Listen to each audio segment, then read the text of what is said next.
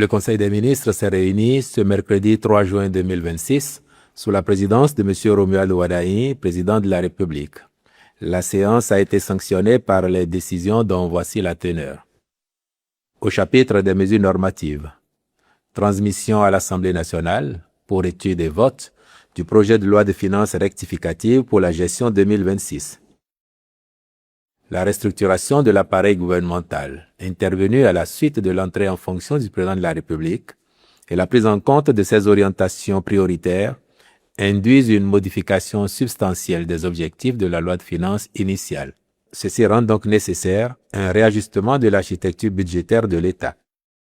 Dans cette perspective, le budget s'établirait à 4 086 620 millions de francs CFA contre 3 783 984 millions de francs CFA pour la loi de finances initiale, soit un taux d'accroissement de 8%. Le taux de croissance prévu est maintenu à 7,5%, tandis que les dépenses de personnel sont en baisse de 9,8%, sans remettre en cause les recrutements prévus et les dépenses d'acquisition de biens et services. Il est également projeté une hausse de 8,5% des dépenses d'investissement et de 2% des recettes budgétaires.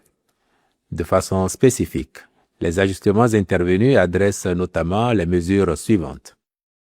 En matière de protection sociale et de renforcement du capital humain. Ouverture de lignes budgétaires dédiées à des mesures sociales contenues dans le projet de société du chef de l'État. Il s'agit notamment de la réalisation de points d'eau dans les écoles et centres de santé, l'accélération du programme de supplémentation nutritionnelle des 1000 premiers jours, le renforcement du dispositif de l'assurance maladie obligatoire, la prise en charge des personnes en situation de mendicité et des enfants de la rue, etc. En matière d'éducation et de cantine scolaire, mise en route de la généralisation de la gratuité des frais de scolarité pour les filles de l'enseignement secondaire général dès la rentrée 2026-2027 et construction de magasins pour cantines scolaires. Dans le domaine de la sécurité intérieure, renforcement du réseau de sécurité publique par l'allocation d'une dotation réévaluée pour le déploiement d'une solution de vidéoprotection dans les grandes villes du pays. S'agissant du secteur de la santé et des infrastructures, consolidation des crédits du programme d'investissement public PIP pour soutenir la construction, réhabilitation des hôpitaux et dispensaires, l'accélération de la nouvelle phase opérationnelle du centre hospitalier international de Calavi, les infrastructures d'assainissement, de transport, etc. En matière de soutien économique, subvention des intrants agricoles pour amortir le renchérissement des prix sur le marché du fait des crises géopolitiques et favoriser la sécurité alimentaire.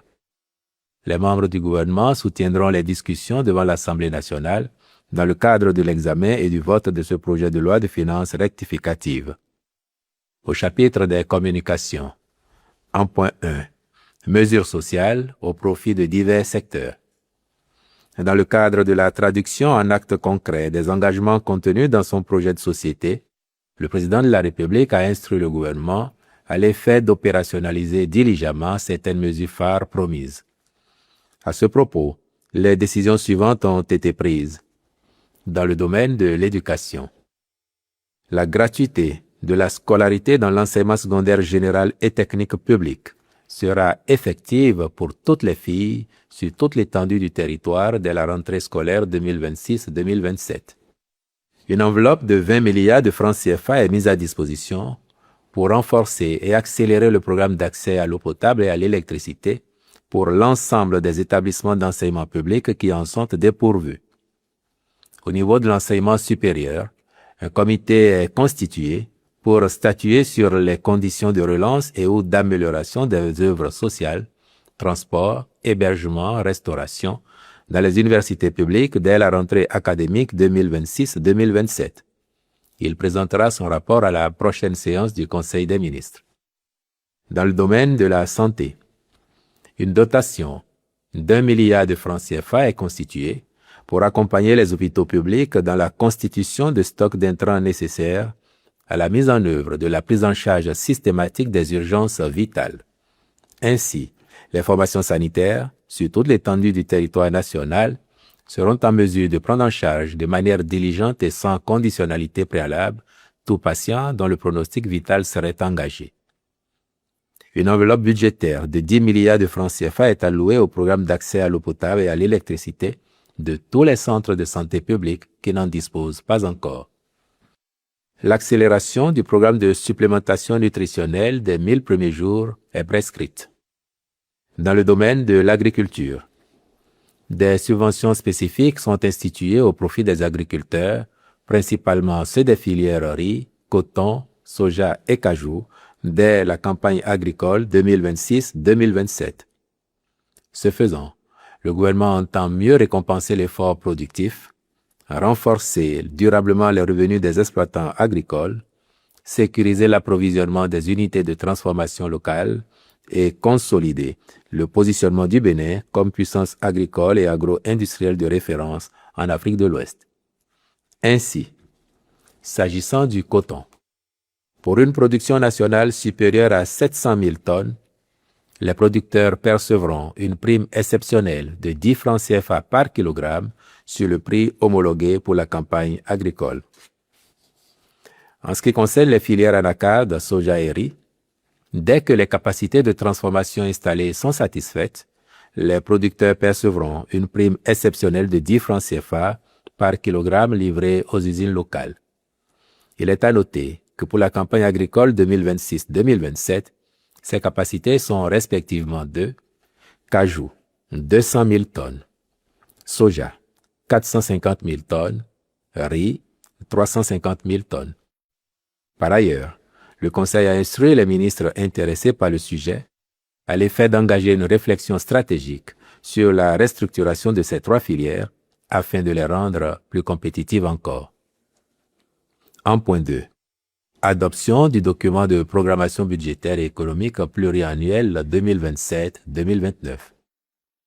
Il ressort du dit document que le présent exercice de programmation s'inscrit dans un contexte économique national marqué par la consolidation de la croissance qui s'est établie à 8,1% en 2025, un record depuis l'avènement du renouveau démocratique, avec une inflation maîtrisée estimée à 1,1%.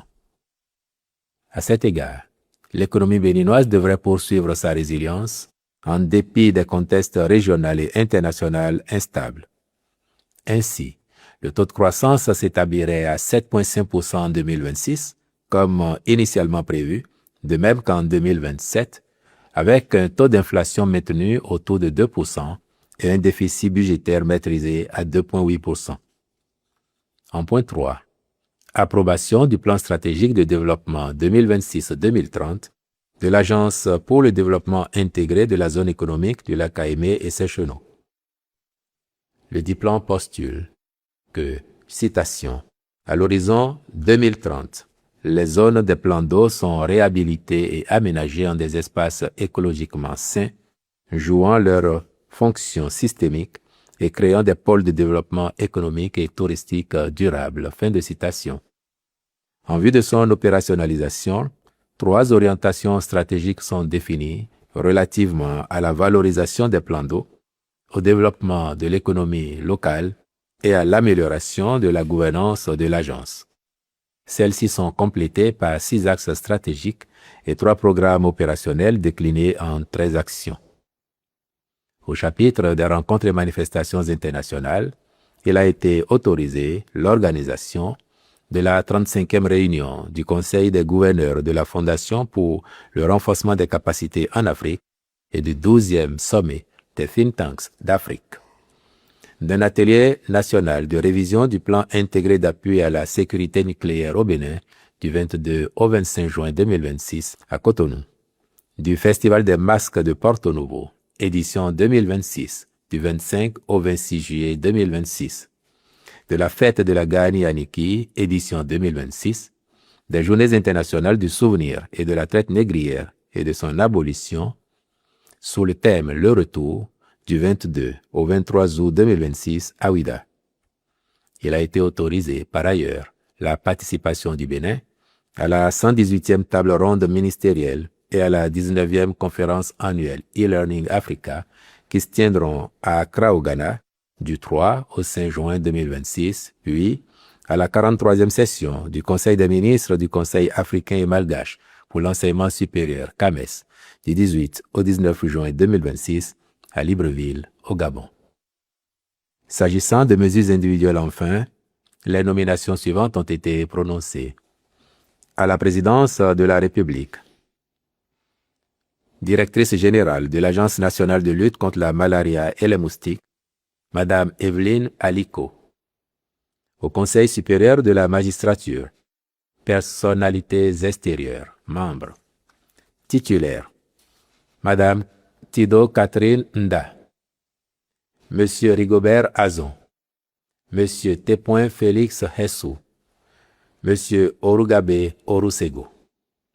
Suppléants, Monsieur Jonathan Tawema, Monsieur Jocelyn Degbe, Madame Francine Biobagou, Monsieur Bastien Salami. Au ministère de l'Agriculture, de l'Élevage et de la Pêche, Directeur général de l'Agence pour le développement de l'élevage des ruminants, Monsieur Sena Aziz Agossou. Au ministère de la Décentralisation et de la Gouvernance locale, Préfet des départements ainsi qu'il suit. Alibori, Monsieur Ahmed Bello Kissama. Atakora, Monsieur Jacques Roland Amadou. Atlantique, Monsieur Raphaël Akoteyon. Borgou, Monsieur Abdul Shakur Assouma. Colline, Monsieur Saliou Odoubou. Koufo, Monsieur Rufino d'Almeida. Donga, Madame Dere Lydie M. Chabina. Littoral, Monsieur Gilbert Déou. Mono, Monsieur Dédéon Bienvenu Milorin. Ouémé, Madame Marie Akotrosou. Plateau, Monsieur Delonix Koglevi. Ezou, Monsieur Laurent Zomaï. Au ministère en charge des Finances et de la Microfinance, Directeur général des douanes, Monsieur Raouf Malehosso Aboudou. Directeur général des impôts, Monsieur Éric Maxime Messan Akako Diontri. Au ministère en charge du budget et de la fonction publique, Directeur général du budget, Monsieur Albert Montior, je vous remercie.